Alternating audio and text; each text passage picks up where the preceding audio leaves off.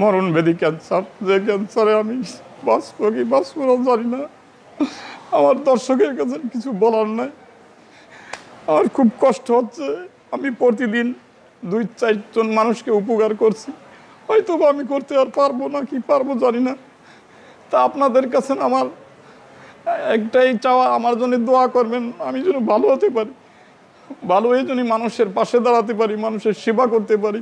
এই সুযোগটুকু আপনারা আমার দোয়া করে আল্লাহর কাছে ফরিয়াদ করে আপনারা বলবেন, যাতে আমি যেন একটু ভালো হয়ে যেন মানুষের পাশে দাঁড়াতে পারি, আমার এই মরণব্যাধি ক্যান্সার থেকে যেন আমি রক্ষা পাই। কাকা, মানে আল্লাহ যখন এই রোগটা দিয়েছে আপনাকে, আল্লাহই ভালো করবে, আপনি কেন কান্না করছেন? ব্যয়বহুল খরচ, এত টাকা আমি জোগাড় করতে আমি অনেক টাকা খরচ হয়েছে। এমনি এই 1.5 মাস ধরে আমি এই হাসপাতালে আছি, অনেক টাকা খরচ হয়েছে। এখন আরও অনেক টাকা লাগবে এই ক্যান্সারের ইসে, আমি এই টাকা জোগাড় করতে। আপনি কি কখনো চিন্তা করছেন যে আপনার পারবো কি পারবো না, এই ক্যান্সারের জীবাণু আপনার ভিতরে পাওয়া যাবে? না, আমি কোনোদিন আমি চা পান সিগারেট খাইনি, আমি এরকম কোনো আশা করিনি যে আমার এই রোগটা ধরা পড়বে বা রোগটা হবে।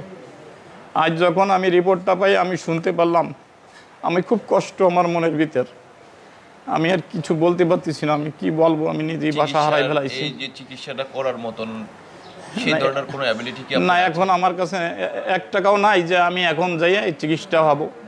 হয়তো বাড়ি যাইতে হবে, বাড়ি যাইয়া আবার আর টাকা সংগ্রহ করে যেভাবে হোক ধার দেনা করে আইসা আমার আবার ক্যান্সার হাসপাতালে হয়তো ভর্তি হতে হবে, সেখানে ট্রিটমেন্টও করতে হবে। একটা ক্যান্সারের ব্যয়বহুল খরচ ট্রিটমেন্ট। আমাদেরকে একটু বলবেন, আপনার কি স্ত্রী আছে? আমার স্ত্রী নাই, আমার একটা ছেলে আছে। আমরা 2 জন এখন আপাতত বেকার। মানে আপনার ছেলে কি বিয়ে করেছে? ছেলে বিয়ে করেছে। মানে আপনারা 2 জনই বেকার, পরিবারের 2 জনেই বেকার। ছেলেটা একটা কোম্পানির চাকরি করতো। আমার বাবা আছে, আমার বাবাও অসুস্থ, শ্বাসকষ্টের। বাবার বয়স কত? আমার বাবার বয়স 100 ওভার।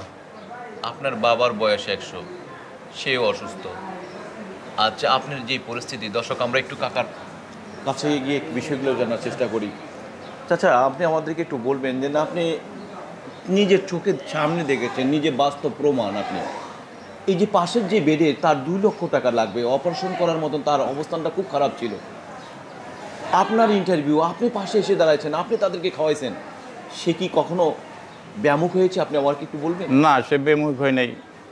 কথা আপনার কথাতে কি সহযোগিতা করে নাই? আমার কথায় হোক আর মানুষের কথায় হোক, যাই হোক, মানুষ তাকে সহযোগিতা করছে। সে হয়তো চিকিৎসা হবে, ভালো হবে আমার মনে হয়। তাকে অনেক সহযোগিতা করছে দেশবাসী। তো জানি না আমি কি করব, যদি আমিও যদি সেরকম কোনো ইসে পড়ি, যদি দেশবাসী আমার সেই সহযোগিতাটুকু করে। এগুলি লজ্জার ব্যাপার, হয়তো কারো কাছে হাত পাতা, কিন্তু তারপরেও আপনার জীবনে আপনি কোনোদিন চিন্তা করেছেন যে কখনো ক্যামেরার সামনে আপনি এই কথাগুলো বলতে হবে? না, আমার নিজের জন্য আমি এই কথাগুলি বলবো, এটা আসলে আমি কোনোদিন ভাবিনি যে আমি এই মরণব্যাধি আজ ধরা পড়বে, বা আমি এরকম সিচুয়েশনে পড়বো, বা এরকম পরিস্থিতি আসবে, এটা আমি কখনো ভাবিনি।